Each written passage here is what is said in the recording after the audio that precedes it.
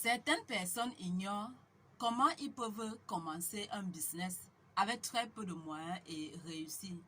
Alors, les idées clés que tu peux retenir pour bien démarrer ton business, c'est déjà de ne pas vouloir tout savoir.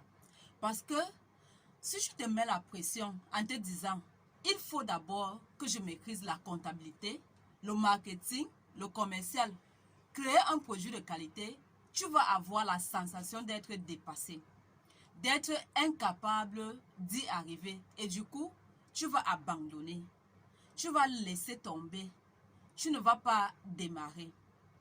Et parfois, c'est bon de ne pas tout savoir et d'être un tout petit peu aveugle. Comme ça, tu démarres et sur le chemin, tu découvres les inconvénients. La deuxième des choses est que si tu veux démarrer ton business, ne cherche pas à être parfait. Et pour moi, quand tu es dans tes débuts et que tu veux démarrer un business, tu dois te focaliser sur deux choses. Apporter un maximum de valeur et d'être capable de présenter ce que tu fais, de telle sorte que les gens reconnaissent sa valeur. Tu vois un peu.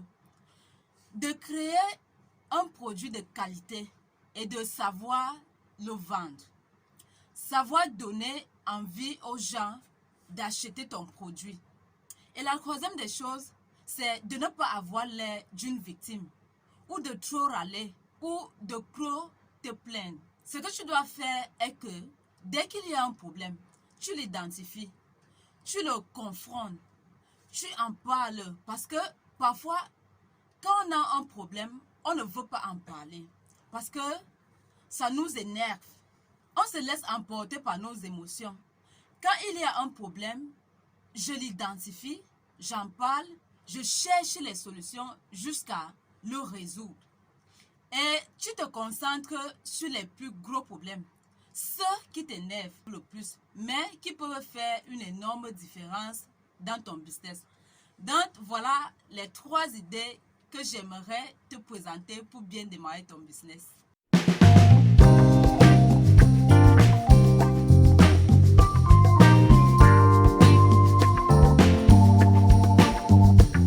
Dans ce genre de cas, la question c'est, qu'est-ce que je conseillerais à une personne qui aimerait démarrer son business ou qui aimerait devenir financièrement indépendant ou alors qui n'aimerait plus avoir le salaire comme seule source de revenus. Déjà, toi qui me regardes aujourd'hui et qui écoutes cette vidéo, ce que je te conseille, c'est d'écouter davantage ta voix qui est à l'intérieur de toi, plus que toutes les voix cumulées de l'extérieur, c'est-à-dire tes amis, ta famille, ton entourage, moi-même. Et de ne que écouter la flamme qui est à l'intérieur de toi, qui brûle en toi. Le murmure qui te dit, va réaliser ce rêve. Et que même s'il y a des amis, des gens autour de toi, des personnes qui te disent, tu es débile, tu es con, tu es fou, tu es trop rêveur, tu n'y arriveras pas. Et comme on le dit souvent si bien chez nous au Cameroun, tu es dans le ndem. De ne pas les écouter et de protéger ce rêve que tu as à l'intérieur de toi. C'est ça qu'on appelle la confiance en soi. Et pour plus développer cette confiance-là, tu dois aller sur YouTube et écouter les livres audio sur le développement personnel. Tu as par exemple Père riche, Père pauvre de Robert Kiyosaki, Les 4 confiances en soi de Brian Tracy. Parce que le monde a été bâti par des gens qui se sont autorisés à croire à l'extraordinaire. Le monde a été bâti par des gens qui se sont autorisés à dire « Ok, ce n'est peut-être pas possible pour tout le monde, mais c'est possible pour moi. » C'est qu'aujourd'hui, on ne serait pas en train d'utiliser Facebook. Aujourd'hui, on ne serait pas en train d'utiliser Telegram, WhatsApp, YouTube, Instagram, bref, tout ce que tu connais comme réseaux sociaux qu'on utilise aujourd'hui. Donc, il faut écouter cette voix intérieure. Il y a par exemple les enfants qui sont passionnés dès leur bas âge par le dessin, par la cuisine, par la couture. Je ne sais pas trop, Mais face à la mauvaise orientation des parents, ils se retrouvent totalement perdus dans leur vie. Parfois, les parents doivent souvent prendre un peu de temps pour observer leurs enfants afin de mieux les orienter. La deuxième des choses, c'est bien sûr d'écouter en premier ta voix de l'intérieur, mais de rester quand même aussi à l'écoute de l'extérieur. Parce que ce que peuvent penser tes parents, c'est important. Ce que peuvent penser tes mentors, c'est important.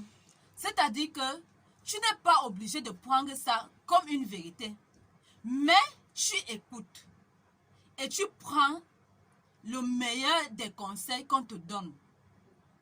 Ce que je veux que tu comprennes aujourd'hui est que si à l'âge que tu as, tu es capable d'apprendre auprès des gens qui ont 40 ans, 50 ans, 60 ans, 70 ans, voire même 80, 90 ans, en leur demandant c'est quoi vos 3 plus grandes réussites, c'est quoi vos 3 plus grands échecs et comment ça se fait. Tu vas compresser ta vie, tu vas apprendre du meilleur des autres et ensuite tu appliques tout simplement ça dans ta vie. Alors écoute les autres et prends des notes. Par contre, tu n'écoutes pas les autres, comme je disais, par rapport à que ton rêve est possible ou non.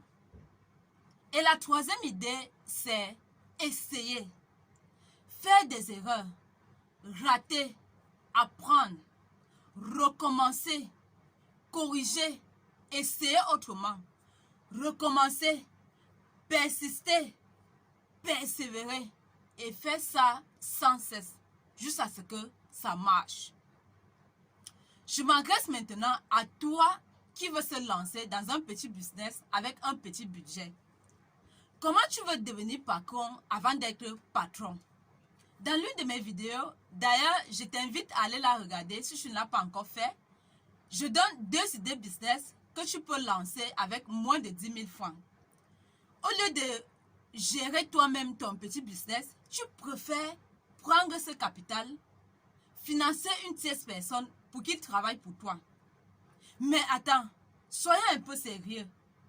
Est-ce que tu mesures un peu le risque que tu prends? D'un, ton business est encore au stade embryonnaire. De deux, quel est le salaire que tu pourras payer à ton employé? De trois, combien tu vas économiser pour réinvestir et faire grandir ton business? Tout ceci parce que tu as honte du regard des autres. Tu es paresseux. Tu as peur du qu'en dira-t-on. Sors un peu de ta zone de confort et prends les choses en main. Accepte de commencer au bas de l'échelle et grandis tout doucement. Parce que, mon ami, si tu ne parviens pas à gérer un petit business de moins de 10 000 francs aujourd'hui, je te garantis que même si on te donne 1 million de francs, tu ne pourras rien faire avec. Alors, voilà mes 3 idées que je voulais partager avec toi aujourd'hui qui vont t'aider à bien démarrer ton business. N'oublie pas de partager cette vidéo autour de toi dans les groupes WhatsApp, Facebook, Telegram ou Messenger afin qu'elle puisse booster le mindset de ceux qui ont encore peur ou qui hésitent encore de démarrer leur business. Deviens partenaire avec Mado Bell Wholesale et démarre ton propre business avec moins de 50 000 francs. Merci et à très bientôt dans une autre vidéo.